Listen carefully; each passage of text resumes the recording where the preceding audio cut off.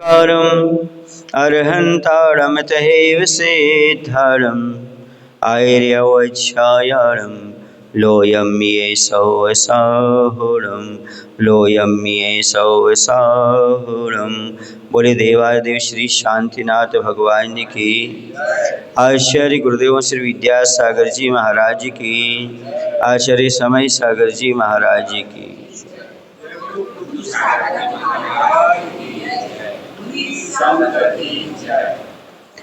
कल अपना दृष्टांत चल रहा था। पुद्गल का स्वभाव पूर्ण ग्रहण वाला होता है। एक व्यक्ति ने अपने कार्यकाल में वस्त्र खरीदा और भूल गया। ऊपर छत से वह मकान के पीछे गिर गया। 50-60 वर्ष बाद वह वस्त्र उसे मिला। उसने सोचा उसे उठा लें। वह उसे उठाने गया तो वह वस्त्र हाथ से उठने में ही फट गया। वह वस्त्र गल गया था। ऐसे ही पुराने कागज जो घड़ी किए हुए रखे रहते हैं, वे हाथ में लेते ही फटने लगते हैं, भले ही उसका कोई उपयोग नहीं किया गया है। तात्पर्य यह है कि वस्तु का उपयोग करो या ना करो, पुद्गल का स्वभाव पूर्ण ग्रहण वाला होता है। जैसे बाजार में कोई भी फल आता है, वह पहले 1-2 हफ्ते फ्रेश रहता है। फिर जब मौसम ढलने लगता है तो फलों में झुर्रियाँ पड़ने लगती हैं। आम में तो स्पष्ट दिखती हैं। उसी प्रकार मनुष्य की जवानी चली जाती है तो चेहरे पर, गालों पर झुर्रियाँ आ जाती हैं। आम में रस तो है पर झुर्रियाँ आ गईं तो उसके रस, वर्ण, गंध आदि में अंतर आ जाता है। उन आमों को वह खरीदते हैं जो गरीब हैं या कम पैसे से ज़्यादा खरीदने वाले होते हैं। समझ गए ना? उन्हें कोई खरीदना नहीं चाहता, लेकिन पैसा कम रहता तो यही ले लो भाई, या गरीब व्यक्ति है तो वो ले लेता है उसको। उसी प्रकार यहाँ कह रहे हैं कि छद्मस्त अवस्था में भी निश्चय से रूप, रस, गंध आदि के साथ आत्मा का तादात्म्य नहीं है। फिर भी काल युग पाकर उसमें परिवर्तन होता रहता है। वह व्यवहार नय से जीव का परिवर्तन स्वीकार किया गया है। व्यवहार नय से कहते ना, ये बचपन से जवानी, जवानी से बुढ़ापा जीव के रूप में मानते हैं। पहले ये बच्चा था, फिर जवान हो गया, फिर बुढ़ापा हो गया। तो व्यवहार नय से जीव का परिवर्तन स्वीकार कर लेते हैं, पुद्गल के परिवर्तन। कोई राजा, राणा और छत्रपति भी क्यों ना हो, उनको ही वृद्ध अवस्था में जो परिवर्तन आता है वह कितना आश्चर्यजनक होता है। उस अवस्था में जब क्या छुपाओगे, क्या दर्पण देखोगे, क्या श्रृंगार करोगे? जवानी में श्रृंगार के बिना भी तेज रहता है, सब कुछ फ्रेश रहता है। बुढ़ापे में तो वैसी स्थिति हो जाती है जैसे किसान खेत में पशुओं को डालने के लिए लकड़ी गड्ढा के उसे कुर्ता पहना देते हैं और मोह की जगह मट्टी रख देते हैं। उससे क्या होता है? बताते हैं कि पशु पक्षी आदि खेत में कोई बूढ़ा व्यक्ति खड़ा है ऐसा सोचकर खेत में नहीं आते। वृद्ध अवस्था में जवानी वाले वस्त्र नहीं पहन पाते क्योंकि शरीर के समस्त अवयव ढीले पड़ जाते हैं, दांत पूरे गिर जाते हैं। जैसे ताजी बनी हुई पूरी हमेशा फूली नहीं रहती, कुछ समय बाद धीरे धीरे पिचक जाती है, उसी प्रकार जवानी के बाद बुढ़ापे की स्थिति हो जाती है। आप लोगों ने कभी खेत में देखा कि बिजू का खड़ा रहता है, काक भगोड़ा बोलते हैं उसको, कौआ को भगाने के लिए खड़ा रहता है। एक आदमी नुमा रहता है, ऐसे लकड़ी लगा देते हैं, ऊपर सिर में उसको मटकी पहना देते हैं, है ना, और कुर्ता पहना कर कैसा खड़ा कर देते हैं। बुढ़ापे में आदमी की स्थिति ऐसी हो जाती है। समझ गए? भोल सा ढल जासी, ये गाल सारे पुचक जाते हैं और दांत सारे गिर जाते हैं, बाल सभी सफ़ेद हो जाते हैं या झड़ जाते हैं, कुछ ना कुछ तो हो जाता है। उस समय ऐसी स्थिति हो जाती है जैसे खेत में कौन खड़ा हो? बिजू का खड़ा हो। समझ गए आप लोग कि नहीं? पूरी जो होती है वह कैसी फूलती है, उसको थोड़ी देर रख दो तो क्या होती हो? पिचकती चली जाती है। ऐसे शरीर का, पुद्गल का परिणमन होता रहता है। समझ गए? कल इसके बारे में दृष्टांत भी दिया था, ये अधूरा रह गया था तो आज पूरा हो गया। साधु के समीप संसार जड़बड़ दिखता है। कोई व्यक्ति घर में गूंगा है, प्रायः गूंगा बहरा भी होता है, देखने में आता है। जो गूंगा होता है, कभी कभी कोई गूंगा भी होता है और बहरा। गूंगा समझते, जो बोल नहीं पाता वो कौन, और बहरा कौन, जिसे सुनाई नहीं देता। जैसे पानी है, बह रहा है, रुक जाओ वो सुनते ही नहीं। जैसे पानी कैसा है, बह रहा है, पानी बह रहा है, वो सुनते ही नहीं। ऐसे जिसको बोला वो सुना नहीं, वो कौन है, बह रहा है। वह इशारे से आपकी पूरी बात समझ लेता है, उसे इशारे से जो भी समझा देते हैं वह समझ जाता है। उसी प्रकार अज्ञानी से अज्ञानी व्यक्ति भी साधु के पास आ जाता है तो वह भी रहते रहते सब समझने लगता है। समझाने का ज़्यादा विकल्प नहीं करना चाहिए। ज्ञानी को यह संसार सर्वप्रथम तो अज्ञान रूप, पुनः कुछ क्षणों में जड़ का ही नजर दिखाई देता है। समझ गए? साधु को किसी को ज़्यादा समझाने में समय खर्च नहीं करना चाहिए, क्योंकि साधु के पास आकर के लोगों को स्वयं समझ जाना चाहिए। आप लोग बोलते हुए हो, ये गुरुवर शाश्वत सुख दर्शक यह नग्न स्वरूप तुम्हारा है, जग की नश्वरता का सच्चा दिग्दर्शन कराने वाला है। मुनि महाराज तो वो इत्र की शीशी हैं, खाली भी हों तो भी सुगंध देते हैं। ऐसे मुनि की मुद्रा मौन भी रहे तो भी उपदेश उनसे कुछ ना कुछ प्राप्त हो जाता है। मुनि की मुद्रा ही ऐसी है, मुद्रा को देख करके त्याग का उपदेश मिल जाता है। आप लोग कहते भी हो दिगंबर मुद्रा देख लो, त्याग करना। हाँ, पर ये नारा नहीं लगाना चाहिए, थोड़ा अहंकार झलकता है इसमें। क्या झलकता है? अहंकार। और दूसरों ही पूछ लें आपसे, आपने कितना त्याग किया, फिर क्या बोलोगी, है ना? इसलिए नारा नहीं लगाना चाहिए। दिगंबर मुद्रा देख लो, त्याग करना सीख लो। अन्य लोग कहेंगे, क्या कहेंगे कि तुमने क्या किए, तो कहेंगे दूसरा अहंकार क्यों दिखाएं हम, हमारे साधु हैं तो हैं, त्यागी हैं तो हैं। फूल कभी नहीं कहता कि आओ हमसे खुशबू ले लो, तुम्हारी नाक में दम है तो ले लो। फूल तो अपने आप महकता है। ऐसे साधु को परिचय देने की जरूरत नहीं, बल्कि आपके पास देखने को आंखें हो तो देख लो आप, साधु कैसे होना चाहिए, त्याग कैसे होना चाहिए। समझ गए ना? महकते हुए फूल को परिचय की जरूरत नहीं होती, बहती हुई नदियों को परिचय की जरूरत नहीं होती, और खिलती हुई हवाओं को परिचय की जरूरत नहीं होती। ऐसे हमारे दिगंबर साधुओं को परिचय की जरूरत नहीं होती। उनका त्याग, तपस्या सबको अपने आप दिखाई दे जाता है। समझ गए ना? इसलिए ये नारा कभी मत लगाओ, दिगंबर साधु देख लो, दिगंबर मुद्रा देख लो, त्याग करना सीख लो। इसमें अहंकार जैसा आता है। और दूसरा, सामने वाले आपसे पूछ ले कि भाई आपने कितना त्याग किया, तो क्या जवाब दोगे? समझ गए ना? इसलिए इन दोनों चीज़ों से बचो। ये नारा कहीं मत लगाओ, दिगंबर मुद्रा देख लो और त्याग करना सीख लो। वो तो स्वयं देख लेगा और स्वयं सीख लेगा जैसे सीखना है। तो साधु के समीप जब पहुंचते तो सब जड़बड़ दिखने लगता है। साधु के पास आते हैं ना तो बैराग आता है। आप लोगों को आता कि नहीं? कभी कभी प्रवचन में लगता है सब छोड़ो छाड़ो, ये संसार कुछ भी नहीं है, और दीक्षा के भाव हो जाते हैं। जैसे यहाँ से गए तो फिर वही घोड़ा और वही मैदान। समझ गए? संसार को भी सारी चीज़ें, साधु को भी संसार की सारी चीज़ें जड़बड़ दिखती हैं। समझ गए? अचेतनमिदं दृश्य मद्दर्शनम चेतनम तथा कुरुष्यामि कुतुष्यामि माध्यस्थोहम भवाम्यथा। क्या कहते हैं आचार्य पूछवा स्वामी समाधि तंत्र में? ये कुछ शब्द दिख रहा है, सब अचेतन है, ये सब अचेतन है। चेतन तो दिखाई देते ही नहीं। आपका शरीर दिखाई देता, आत्मा तो दिखाई देती, किससे बोलें, किससे बात करें? इसलिए हम मौन धारण करते हैं। क्यों? क्योंकि ये सब पुद्गल दिखाई दे रहा है, आत्मा दिखाई नहीं देती। अचेतनमिदं दृश्य मद्दर्शनम चित्तम तथा कुरुष्यामि कुतुष्यामि माध्यस्थोहम, इसलिए हम माध्यस्थ भाव को धारण करते हैं। समझ गए? क्योंकि ये आदमी थोड़ी है, ये तो शरीर दिख रहा है। समझ आ रहा है ना? किसको संबोधन करें, किसको समझाएं?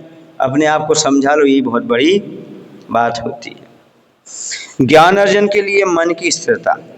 अब कुछ लोग ज्ञान प्राप्त करना चाहते हैं, बहुत से लोग ऐसे हैं जो ज्ञान प्राप्त करना चाहते हैं पर ज्ञान प्राप्त करते हैं पर उनकी मेमोरी में नहीं रहता, याद नहीं होता। क्यों?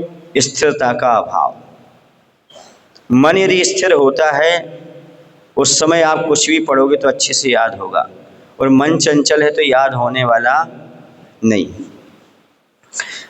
शोध छात्र के लिए ज़्यादा निर्देशन उपदेश आदि की आवश्यकता नहीं होती। पीएचडी करने वाले को, शोध छात्र मतलब पीएचडी करने वाले को ज़्यादा निर्देशन उपदेश आदि की आवश्यकता नहीं होती। उसी प्रकार वर्षों से जिसको शास्त्र अभ्यास है उसके लिए ज़्यादा उपदेश की आवश्यकता नहीं होती। 2-3 पॉइंट में काम हो सकता है, लेकिन यह सब तभी संभव है जब मन की स्थिरता हो। विषयों के अभ्यास के कारण, असंयम के संस्कार के कारण शीघ्र साध्य सफल नहीं हो सकता। असंयमी वृद्ध हो तो भी ज्ञान नहीं होने से वह बाल कहलाएगा, वृद्ध नहीं।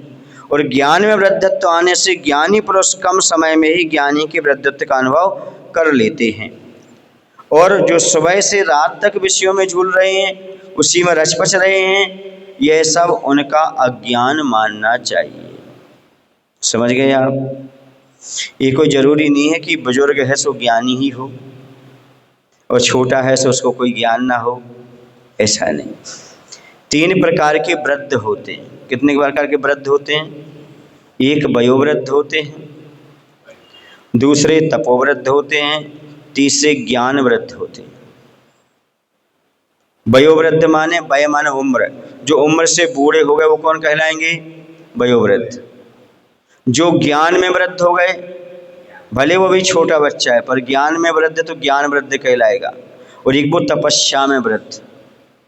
किसमें वृद्ध? तपोवृद्ध। और ज्ञान वृद्ध का उम्र से कोई लेना देना नहीं होता। ज्ञान वृद्ध कोई भी हो सकता, तपोवृद्ध कोई भी। और वयोवृद्ध तो आप देखते ही हो, वयोवृद्ध मतलब उम्र से वृद्ध होना। यहाँ पर किसकी बात कही जा रही है? ज्ञान वृद्ध की बात कही जा रही है। विषयों के अभ्यास के कारण, असंयम के संस्कार के कारण शीघ्र साध्य सफल नहीं होता। विषयों में मन लगा हुआ है, सुने, अभ्यास का अभाव है, या विषयों में अभ्यास असंयम है, सो जल्दी ज्ञान प्राप्त नहीं होता, क्षय उपशम नहीं बढ़ता। छोटे बच्चे जल्दी याद कर लेते क्योंकि उनकी सॉफ्ट मेमोरी होती है, उसमें यहाँ वहाँ का कचरा नहीं भरा होता है। समझ गए? जैसे आपका क्या बोलते हैं उसको, पेन ड्राइव होती ना, पेन ड्राइव या लैपटॉप होता है, उसमें जीबी होती ना, जीबी 4 GB या फिर हाँ 56 GB मेमोरी होती ना। हाँ, अब मान लो उसमें दुनिया भर की चीज़ें आपने भर दी, मेमोरी फुल हो गई, आप फिर से भरो तो भरेगा क्या उसमें कुछ? तो आप लोगों की मेमोरी फुल हो गई। हाँ, किसमें? कचरा। कौन सा कचरा? विषयों का, असंयम का, राग देश का, इन सब दुनिया भर की चीज़ें आपने अपने माइंड में भर ली हैं। अब स्वाध्याय करते हो तो याद क्यों नहीं होता? क्योंकि आपकी मेमोरी फुल है। पहले की मेमोरी डिलीट करो, पहले की बातों को भूलो, फिर स्वाध्याय करो, आपको याद होगा, आपकी मेमोरी में स्थान बनेगा। याद करने के लिए पुरानी बातें भूलो, तब आपको नई चीज़ें उसमें याद होंगी, क्योंकि आपकी मेमोरी है कि नहीं है। पेन ड्राइव की मेमोरी तो समझते हो, अपने मन की मेमोरी भी समझना चाहिए। मोबाइल की मेमोरी भरती है तो जल्दी डिलीट कर देते, जो काम की चीज़ें नहीं होती, फट फट फट फट फट फट फट, है ना। ऐसे जो अपने मन में भर चुकी यहाँ वहाँ की बातें, राग द्वेष आदि पुराने कटु अनुभव, वो सब डिलीट करो, तभी आपको अच्छे से याद होगा। स्वाध्याय करोगे तो आप अच्छे से पढ़ पाओगे। समझ आ रहा ना? बच्चे को जितना पढ़ाओ सब याद हो जाता है। क्यों हो जाता? क्योंकि उसकी मेमोरी अभी खाली है, पूरा जीबी उसका भी साफ है, इसे जितना डालो उतना चलता चला जाता है। स्थिरता होना बहुत जरूरी है। ज्ञान प्राप्ति के लिए भी स्थिरता जरूरी है। अब आप लोग स्वाध्याय कैसा करते हो? कोई महाराज कोई चीज़ समझाने लगे तो दूसरे को समझाने बैठ जाते हैं। यहाँ की बात कही अब, हाँ ऐसा ऐसा ऐसा, महाराज ने यहाँ कुछ बोला नहीं और आपस में चर्चा शुरू कर दी। स्थिरता हो गई कि नहीं होगी? अब जो समझना था वो समझाने में समय लगा दिया हमने, हो गया कि नहीं हो गया? या फिर यहाँ वहाँ कौन आ रहा है, कौन जा रहा है, उसकी वो दृष्टि है। या फिर अपना कोई परिचित आ गया, कुर्सी लगा दे उसको। अब उस व्यक्ति बड़ा हो गया स्वाध्याय से। मुनिराज से बड़ा कौन हो गया? बुधादि, बुधादा। अब यहाँ स्वाध्याय चल रहा है, आप कायशर करके बैठ गए हो, ठीक है ना। अब वो एक तो लेट आया, कैसा आया? उसने मंगलाचरण भी नहीं किया और तुम कुछ उठाकर और दे रहे उसको। तो उसने तो असाधना की और तुमने भी असाधना कर दी। अब ज्ञान आएगा क्या? बोलो ना, वो भी आचार, ज्ञानाचार, है ना, ये सब चीज़ कहाँ जाएंगी? उपचार विनय कहाँ जाएगी? इसलिए ज्ञान तो होता है पर वो ज्ञान काम नहीं करता आपका, क्योंकि आप लोग विनय के साथ नहीं करते। सुन रहे हैं आप लोग कि नहीं? मंगलाचरण में आ जाना चाहिए और जन्माणी स्तुति के बाद ही जाना चाहिए। हाँ महाराज जी, हम लोग जन्माणी स्तुति के बाद ही जाते हैं, आने का नहीं पता। समझ आ रहा है ना? तो इसका ख्याल रखना चाहिए। और यदि कोई व्यक्ति आ रहा है तो उसको कुर्सी मत दो, आप उठ करके मत जाओ, क्योंकि आपने असाधना कर दी। किसकी? जनवाणी की। क्योंकि शास्त्र बड़े हैं, गुरु बड़े हैं कि वो जो आ रहा है वो बड़ा है। बोलो ना, अभी तक यही करते आए ना, इसलिए ज्ञान प्राप्त नहीं हुआ, क्योंकि आपने असाधना की है। अब क्या करो? आराधना करो ज्ञान की। समझ आ रहा? अब रस सम्यक दृष्टि को ज्ञानी की संज्ञा नहीं। जो व्रत से रहे थे उसे ज्ञानी नहीं कहा। समझ गए? हाँ। और ऐसे ज्ञानी आज सब जगह मिल जाएंगे आपको। हर गली में, हर मोहल्ले में, हर घर में दो चार मिलेंगे। कैसे ज्ञानी? अव्रत, व्रत से रहे थे। भरत चक्रवर्ती 60,000 वर्ष तक लड़ते रहे। उस समय उन्हें भले ही छायक सम्यक दर्शन था, परंतु आचार्य पूछपात स्वामी जी उन्हें ज्ञानी का टाइटल तो नहीं देंगे, क्योंकि यह तो परिवर्तन दिख रहा है, वह सब जड़ का तांडव नृत्य ही दिख रहा है। ज्ञानी को इसमें कैसे रस आ सकता है? लड़ाई झगड़े में, राज्य के विस्तार में। पूरा का पूरा संसार जड़ का तांडव नृत्य है, इसे ज्ञानी की पैनी दृष्टि ही जान सकती है। संसार में रचे पचे असंयमी सम्यक दृष्टि को ज्ञानी नहीं कहा। समझ गए ना? छोटा ज्ञानी भी नहीं कहा। हाँ, क्योंकि मरण के समय मालूम पड़ता है, बाल बाल मरण, बाल मरण, बाल पंडित मरण, पंडित मरण और पंडित पंडित मरण। समझ गए? बाल बाल कौन? मिथ्या दृष्टि। बाल कौन? सम्यक दृष्टि। बालक ही कहा उसको। और अणुव्यक्ति को बाल पंडित कह दिया, महाव्रती पंडित और केवली भगवान पंडित पंडित। अच्छा, तो बालक ही ज्ञानी नहीं है, क्योंकि अभी उसका एक भी पाप का त्याग नहीं है। इसे लिख लो अपनी डायरी में। सब संसारी के वचन होते हैं, पर प्रवचन तो मात्र संयमी के ही होते हैं। आप लोग कहते ना, हम उनके प्रवचन सुन रहे हैं, उनके प्रवचन, उनका संयम है क्या? पहले देख लो। उनका स्वाध्याय सुन रहे, आप क्या असंयमी का सुनोगे क्या? संयमी होना चाहिए। कौन होना चाहिए? संयमी। क्योंकि प्रवचन किसका होता है? संयमी का होता है। असंयमी के तो वचन होते हैं, प्रवचन नहीं। इसलिए आपको पता है, पहले जब असंयमी पढ़ते थे कहते वचन ही क्या कर रहा है, क्या बोलते थे? वचन क्या समझते आप लोग? जब शास्त्राध्याय करते थे श्रावक, जब उसको क्या बोलते थे? वचन क्या शुरू हो गई। हाँ, तो वचन है। प्रवचन किसके होते? संयमी के होते। असंयमी के कभी प्रवचन नहीं होते, ध्यान रखना। इसलिए असंयमी के मुख से सुनोगे तो असंयम की ओर जाओगे, और संयमी के मुख से सुनोगे तो संयम को प्राप्त करोगे। इसलिए असंयमी के प्रवचन कभी मत सुनना, चाहे वो सम्यक दृष्टि हो चाहे नहीं हो, इससे कोई मतलब नहीं। सुनना तो किसके सुनना? संयमी के ही, सकल संयमी के ही। क्योंकि सकल संयमी के पास अज्ञान और कसाय नहीं होती, और विपरीत जो बातें होती हैं वो अज्ञान और कसाय से प्रेरित होकर होती हैं। वीतरागी है तो वह कसाय और अज्ञान से रहित है, और वह कभी विपरीत उपदेश नहीं दे सकता। ये सब अज्ञान और कसाय के कारण विपरीत उपदेश होता है। इसलिए असंयमी पक्षपाती भी होता है। इसलिए असंयमी पक्ष, किसी का पक्ष लेकर के कुछ भी उपदेश, तर्क को तर्क देना शुरू कर देता है।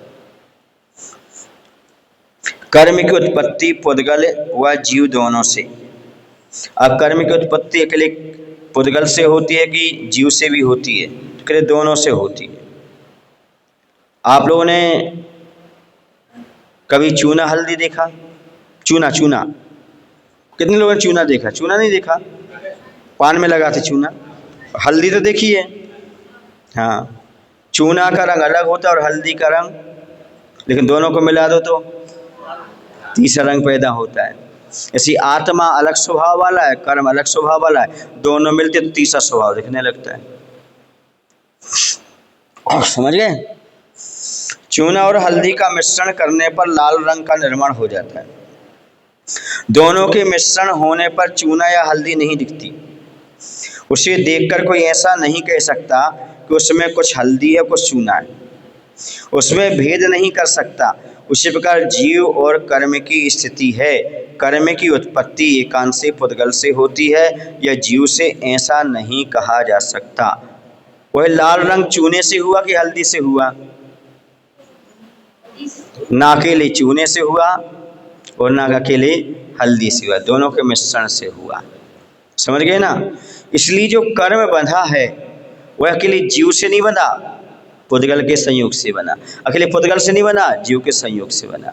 दोनों का संयोग होने पर वह बना। क्योंकि कर्म उदय में जीव राग द्वेष करता है, पुनः कर्म का बंध होता है। और जो कर्म क्या है? पुद्गल है। और राग द्वेष कौन कर रहा है? जीव। ये भाव कर्म है। ये दोनों मिलते हैं तभी तीसरी परिणति ज्ञात होती है। समझ गए? इसलिए अकेले पुद्गल से कर्म बनते हैं ऐसा नहीं, अकेले जीव कर्म बनता है ऐसा नहीं, दोनों से बनते हैं ये लोग। क्योंकि जो लाल रंग है वो अकेले चूने से नहीं आता और अकेले हल्दी से नहीं आता, दोनों के मिश्रण से आता है। समझ गए? पुद्गल भी उसमें काम करता है, राग द्वेष की उत्पत्ति में, कर्म की उत्पत्ति में, जीव के साथ। ये भाव हमेशा याद रखना। अब आता है जीव के पास संवेदनशीलता। जीव किसे कहते हैं? जीव किसे कहते हैं? जीव जिसमें संवेदना और अनुभूति पाई जाए।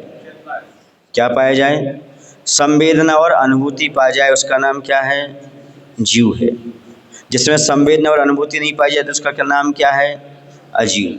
समझ गए ना? अकेले मनुष्य होने से कुछ नहीं होता, संवेदना और अनुभूति हो तब जीव हो, वरना रोबोट भी होता है, वरना कपड़े की दुकान पर भी खड़े रहते हैं पुतले। समझ आ रहा है ना? हाँ, लोहे पुरुष, लोहे पुरुष समझते हैं आप? लोहे का पुरुष, रोबोट, रोबोट क्या बोलते हैं उसको आप लोग? रोबोट संकेत के अनुसार काम कर सकता है, परंतु वह किसी के दर्द के आंसू नहीं बहा सकता। आजकल ये हो रहा है, बड़ी बड़ी जो दुकानें हैं रिसोर्ट वगैरह, उसमें सब टेबल नंबर लिखे हुए हैं, है ना?